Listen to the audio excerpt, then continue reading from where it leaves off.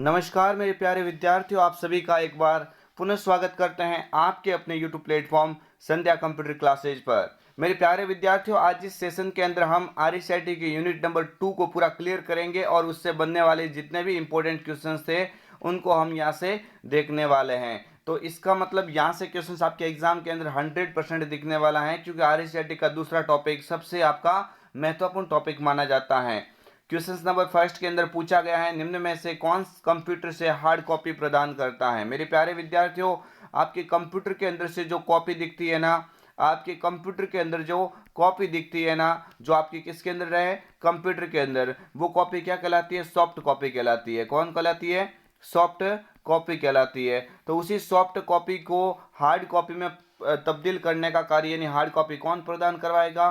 Option जो B पे लिखा हुआ प्रिंटर यहाँ से क्या हो जाता है? करेक्ट आंसर बन जाता है। नेक्स्ट क्वेश्चंस की ओर बढ़ते हैं। क्वेश्चंस नंबर, इससे पहले हम विश्लेषण को भी देख लेते हैं ताकि एग्जाम में कोई दिक्कत ना हो। मेरे प्यारे विद्यार्थियों, जब प्रिंटर की बात होती है तो पहली बात तो आप याद रख लेना, प्रिंटर कौन सा डिवाइस है हार्ड कॉपी प्रदान करता है। इसका मतलब ये तो कौन सा हो जाएगा? आउटपुट डिवाइस होता है। प्रिंटर कौन सा डिवाइस होता है? आउटपुट डिवाइस होता है। प्रिंटर को हम दो भागों में बांट सकते हैं, जिसमें एक तो होता है इम्पैक्ट प्रिंटर और दूसरा कौन सा होता है? Non impact printer. देखिए मेरे प्यारे विद्यार्थियों, आज के टाइम में जितने भी हम कंप्यूटर के साथ में जो प्रिंटर का ज़्यादा इस्तेमाल कर रहे हैं वो सभी के सभी नॉन इम्पैक्ट के उदाहरण है। बट आप इतना जरूर याद रख लेना कि करेक्टर और लाइन प्रिंटर, करेक्टर और लाइन प्रिंटर, ये जो नाम आपको दिख जाता है ना, तो ये सब किसके उदाहरण के अंदर आ जाएगा? ये मेरे प्यारे विद्यार्थियों इम्पैक्ट के अंदर आ जाता है।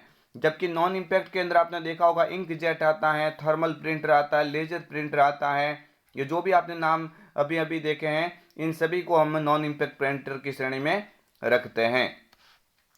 आप सभी मेरे प्यारे विद्यार्थियों ध्यान रखेंगे, करेक्टर प्रिंटर के अंदर दो एग्जाम्पल बार बार एग्जाम में पूछे जा रहे हैं, तो ये तो अवश्य याद रखना। क्वेश्चन सीधा बनता है कि भाई डॉट मैट्रिक्स प्रिंटर और डिजिटल प्रिंटर ये किस प्रिंटर के उदाहरण हैं। तो आप इसमें से याद रख लेना, ये इम्पैक्ट की श्रेणी में आते हैं, क्योंकि इम्पैक्ट का ही तो उदाहरण है करेक्टर प्रिंटर। अगर करेक्टर प्रिंटर ऑप्शन आ जाए तो वो राइट करना है, अदरवाइज आप इम्पैक्ट करके आएंगे। जबकि लाइन प्रिंटर के अंदर भी आपको दो ऑप्शन याद रखना है, चेन प्रिंटर और ड्रम प्रिंटर और लाइन प्रिंटर। ये सब किसके अंदर आ जाता है? लाइन प्रिंटर के अंदर आ जाता है। क्वेश्चन नंबर 2 आप सभी की स्क्रीन के सामने है मेरे प्यारे विद्यार्थियों। क्वेश्चन नंबर 2 आपके एग्जाम के अंदर कई बार पूछा जा चुका है, तो जल्दी से आप सभी को याद रखना है कि कंप्यूटर के साथ संयोजन में प्रयुक्त कौन सा प्रिंटर टोनर का उपयोग करता है। देखिए, जब प्रिंटर की बात आती है ना, तो ये टोनर वाला प्रिंटर सबसे महत्वपूर्ण प्रिंटर माना जाता है।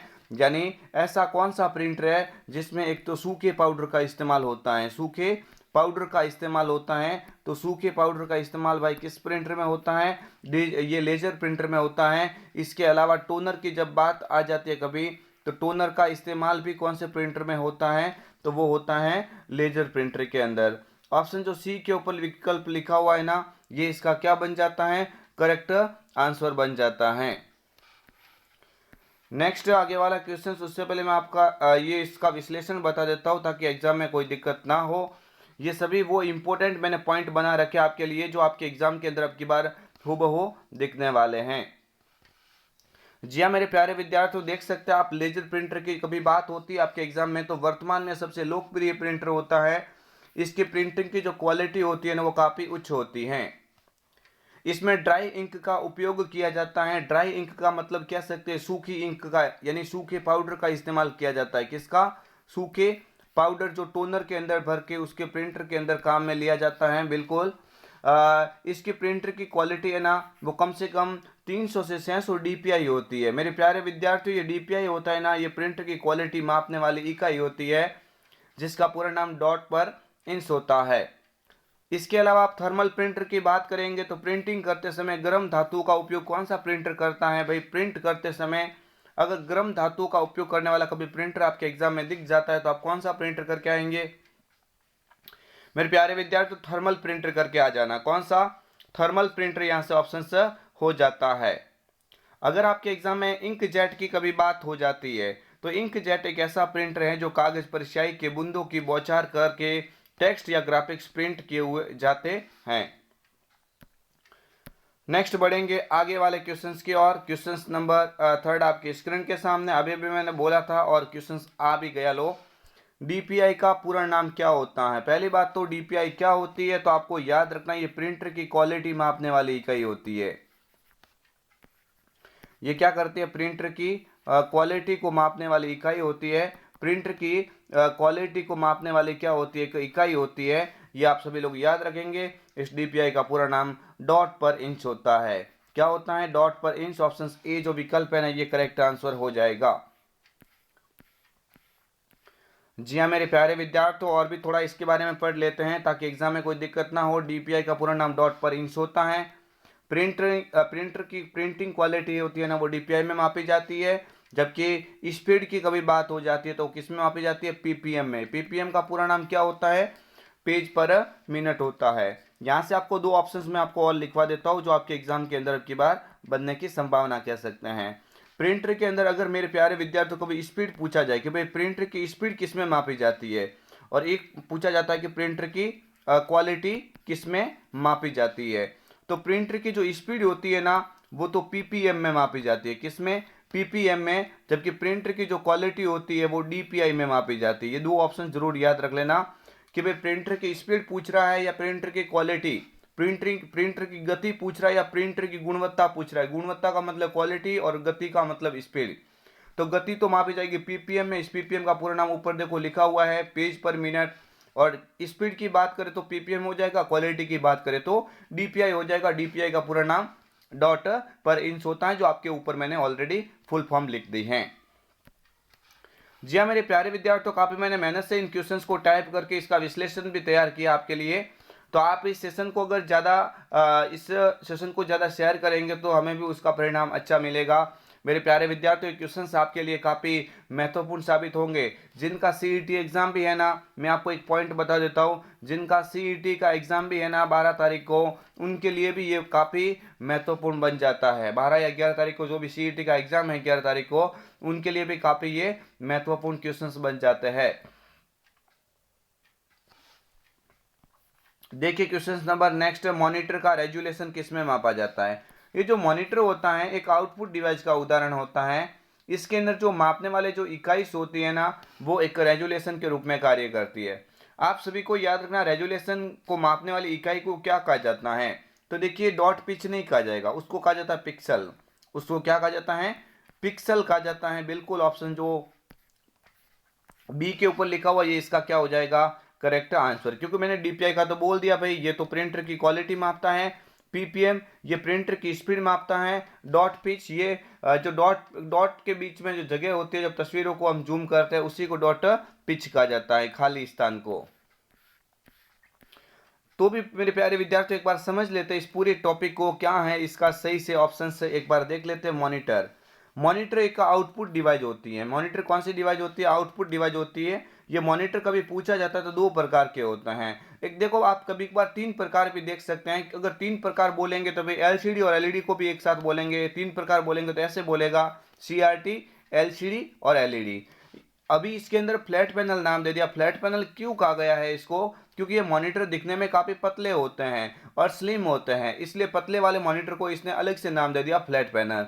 लेकिन आप किसी भी वे से याद रख सकते हैं। 3 प्रकार बोलेंगे तो सीआरटी, एलसीडी, एलईडी। 2 प्रकार बोलेंगे तो सीआरटी और फ्लैट पैनल। तो आप इस फ्लैट पैनल के आपको 2 भाग बनाने पड़ेंगे, एलईडी और एलसीडी। तो फ्रेंड्स आपको जो भी उचित लगे वो याद रखेंगे, कंफ्यूज इसमें नहीं होंगे।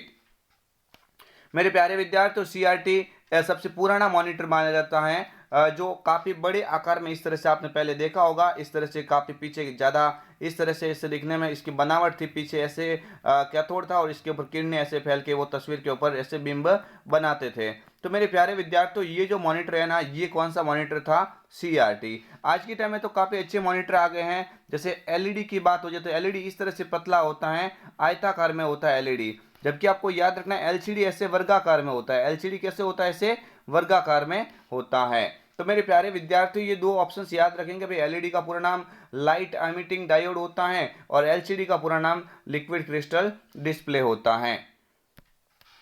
देखिए आपको याद रखना भाई, पिक्सल, ये पिक्सल होता क्या है? तो आपको याद रखना है ये पिक्सल की सबसे छोटी इकाई होती है। भाई तस्वीर होती है ना, उस तस्वीर की सबसे छोटी इकाई क्या कहलाती है? पिक्सल कहलाती है। क्या कहलाती है? पिक्सल कहलाती है। डॉट पिच किसे कहा जाता है? भाई दो पिक्सलों के मध्य की जो दूरी होती है ना, उसको डॉट पिच कहा जाता है। दो पिक्सल होते हैं छोटे छोटे पॉइंट, ये पिक्सल्स कहलाते हैं। पिक्सल्स के बीच की जो खाली स्थान, जो दूरी होती है, जो खाली भाग होता है, उसको डॉट पिच कहा जाता है। ये भी आप लोग सभी याद अवश्य रख लेना। जी हाँ मेरे प्यारे विद्यार्थियों, नेक्स्ट क्वेश्चन आपकी स्क्रीन के सामने। एलईडी का पूरा नाम बताइए। मोस्ट इंपोर्टेंट क्वेश्चन है, एलईडी का पूरा नाम क्या होता है? तो आप सभी से रिक्वेस्ट है, एलईडी का पूरा नाम क्या हो जाएगा? वही लिक्विड क्रिस्टल डिस्प्ले हो जाता है। क्या हो जाता है? एलईडी का, एक मिनट मेरे प्यारे विद्यार्थियों, थोड़ा यहाँ पे सही से देखेंगे। एलईडी का पूछा गया है, एलईडी का, मैंने एलसीडी का बता दिया आपको। एलईडी का पूरा नाम क्या होता है? लाइट इमिटिंग डायोड होता है। बिल्कुल जी हाँ मेरे प्यारे विद्यार्थी, मेरे से गलती हो गई थी। एलईडी का पूरा नाम पूछा गया है, तो एलईडी का पूरा नाम क्या हो जाएगा? लाइट इमिटिंग डायोड होता है। आप सभी को याद रखना है, एलसीडी का पूरा नाम क्या होता है? एलसीडी का होता है लिक्विड क्रिस्टल डिस्प्ले, जो ऑप्शन ए के ऊपर लिखा गया है।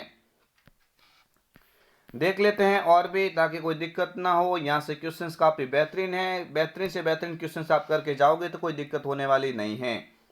एलईडी मॉनिटर वर्तमान में सबसे लोकप्रिय मॉनिटर माने जा रहे हैं। एलईडी मॉनिटर, यहाँ पे आपको याद रखना है, स्लाइटली क्रूव्ड डिस्प्ले होती हैं, जो कि लाइट इमिटिंग डायोड का इस्तेमाल करती हैं।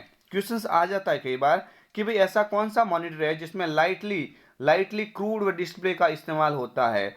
स्लाइटली क्रूव्ड डिस्प्ले का इस्तेमाल होता है, ये नाम आप थोड़ा रख लो। अगर ये स्लाइटली आ जाए ना क्रूव्ड डिस्प्ले, तो आप हमेशा एलईडी कर लेना। और अगर एलसीडी के अंदर पूछे ना, तो एलसीडी के अंदर तो क्या होता है? एलसीडी का पूरा नाम तो क्या होता है? लिक्विड क्रिस्टल डिस्प्ले होता है।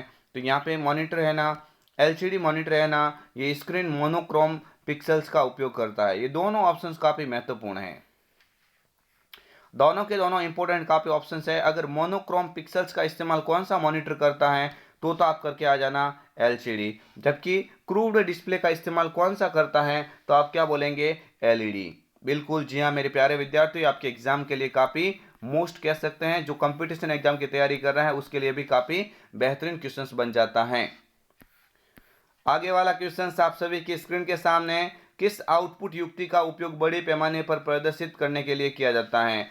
किस आउटपुट जो युक्ति है उसका उपयोग बड़े पैमाने पर प्रदर्शन करने के लिए किया जाता है? प्रिंटर, प्रोजेक्टर, प्लॉटर या मॉनिटर? तो आप इस ऐसा कौन सा आउटपुट भाई देखेंगे जिसका प्रदर्शन बड़े पैमाने के रूप में किया जाता है? तो प्लॉटर सबसे उच्च क्वालिटी वाली वेक्टर का उत्पादन करता है। ऑप्शन सी यहाँ से बिल्कुल ही क्या हो जाएगा?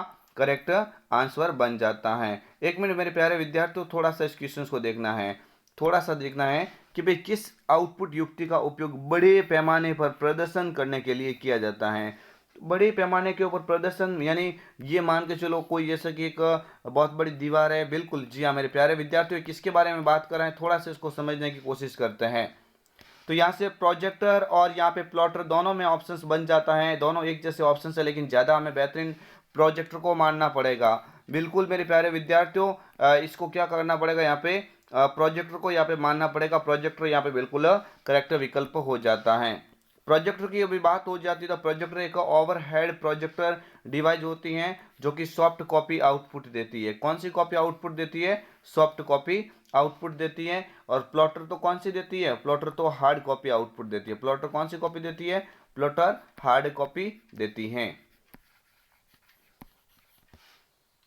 नेक्स्ट बढ़ेंगे आगे वाले क्वेश्चंस की ओर मेरे प्यारे विद्यार्थियों। क्वेश्चन नंबर 7 है, एक उपकरण है जो टेलीफोन लाइन पर प्राप्त एनालॉग सिग्नल को डिजिटल सिग्नल में बदलने का कार्य करता है। भाई आप सभी को याद रखना है कि इसमें से ऐसा कौन सा डिवाइस है जो टेलीफोन लाइन पर प्राप्त एनालॉग सिग्नल को डिजिटल सिग्नल में बदलने का कार्य करता है? फैक्स मशीन, मिडी, मॉडेम या प्रोजेक्टर? पहली बात तो आपको याद रखना है कि फैक्स मशीन होता है ना, ये भी कौन सा डिवाइस है? Output device. पहले तो आप थोड़ा इसको समझ लेते हैं, आउटपुट डिवाइस है। ये मीडी कौन सा डिवाइस है? ये मीडी तो भाई होता है इनपुट डिवाइस। कौन सा होता है? इनपुट होता है। ये मॉडेम क्या होता है? तो आपको याद रखना है, मॉडेम इनपुट और आउटपुट दोनों का उदाहरण होता है। मॉडेम, ये क्वेश्चन आता है कि इनमें से कौन सा ऐसा डिवाइस है तो इनपुट व आउटपुट दोनों के श्रेणी में आता है, तो यहाँ पे बोलेंगे मॉडेम। प्रोजेक्टर होता है ना, ये केवल आउटपुट की श्रेणी में आता है। प्रोजेक्टर किस में आता है? केवल आउटपुट के अंदर आता है। तो ये तो आपको समझ में आया होगा ये होप, लेकिन आपको याद रखना है कि भाई इसमें से ऐसा कौन सा डिवाइस है जो एनालॉग सिग्नल को डिजिटल में परिवर्तित करता है। तो आपको याद रखना है मॉडेम, यहां से करेक्ट आंसर बन जाता है। नेक्स्ट क्वेश्चन,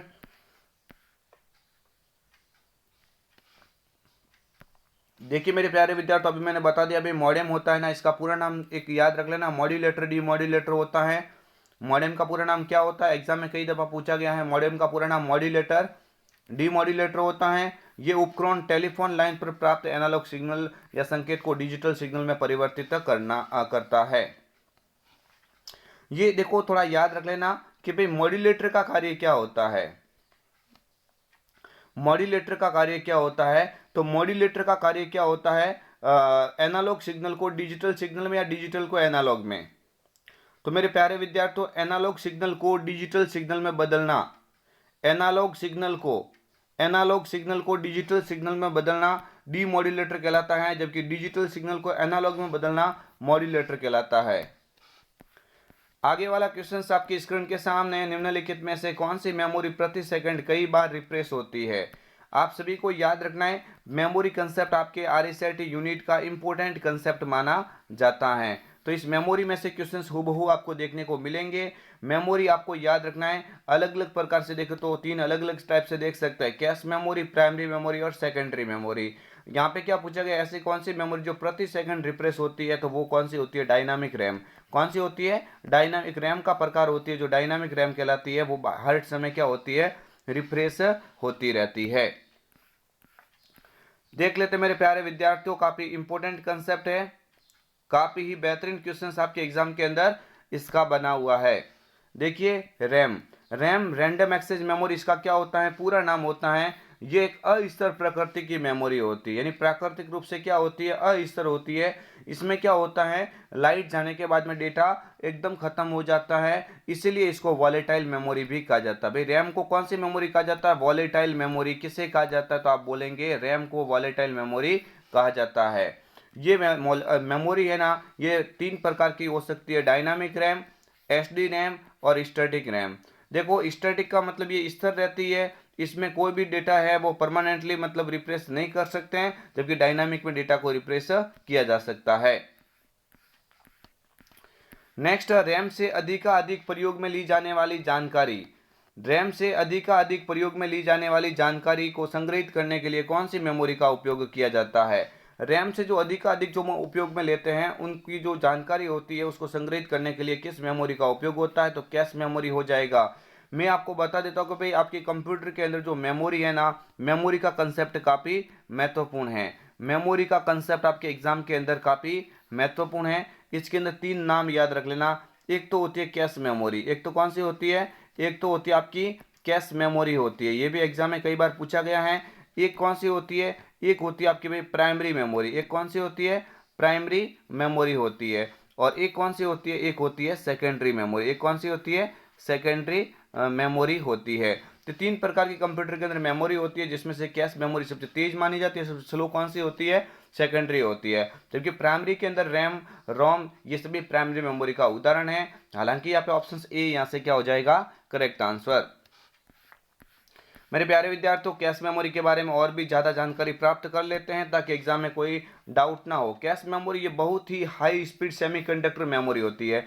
ये क्वेश्चंस कई बार आया हुआ है एग्जाम में कि भाई निम्नलिखित में से कौन सी एक मेमोरी है जो हाई स्पीड सेमीकंडक्टर होती है। तो हाई स्पीड सेमीकंडक्टर मेमोरी कौन सी होती है, कैश मेमोरी होती है, जो सीपीयू और मुख्य मेमोरी की गति बढ़ाने का भी कार्य करती है। यहाँ डेटा और प्रोग्राम के उस भाग को रखा जाता है जो सीपीयू द्वारा बार बार इस्तेमाल किया जाता है। क्वेश्चन तो ये भी बनता है कि भाई ऐसी कौन सी मेमोरी है जो सीपीयू द्वारा बार बार उपयोग में आने वाले डेटा को संग्रहित करती है, तो वहां पे भी क्या करेंगे, कैश मेमोरी कर लेना। बिल्कुल मेरे प्यारे विद्यार्थियों, ऑप्शन यहाँ से बिल्कुल महत्वपूर्ण है। नेक्स्ट आगे वाला क्वेश्चन, निम्नलिखित में से कौन सी मेमोरी प्राकृतिक रूप से अस्थिर प्रकृति की है।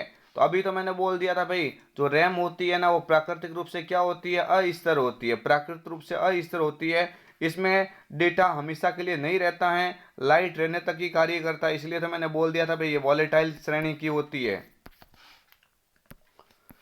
जी हाँ मेरे प्यारे विद्यार्थियों, इसका मैंने और ऑलरेडी आपको कंसेप्ट बता दिया है। रैम रैम का पूरा नाम रैंडम एक्सेस मेमोरी होता है। यह स्थिर रूप से अस्थिर प्रकृति की मेमोरी होती है।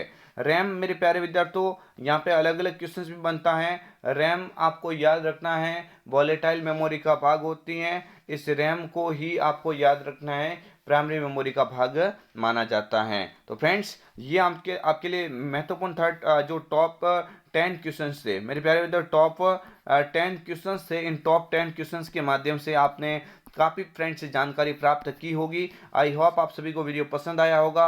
अगर आपने वीडियो को पसंद किया है तो लाइक, शेयर एंड सब्सक्राइब अवश्य करें। मिलेंगे एक और अन्य वीडियो के साथ में, तब तक के लिए जय हिंद, वंदे मातरम, जय भारत।